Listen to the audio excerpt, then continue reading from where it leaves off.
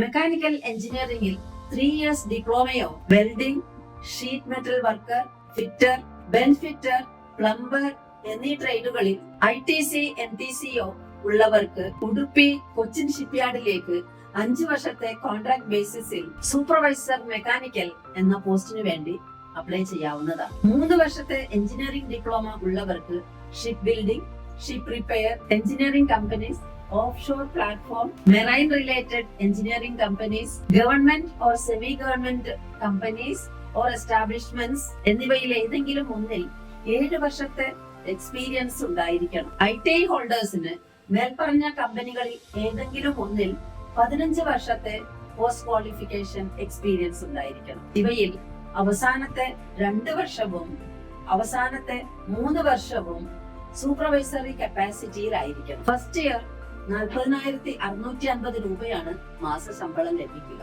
Applicants 12/5/25 45 വയസ്സ് complete ചെയ്യാൻ പാടില്ല.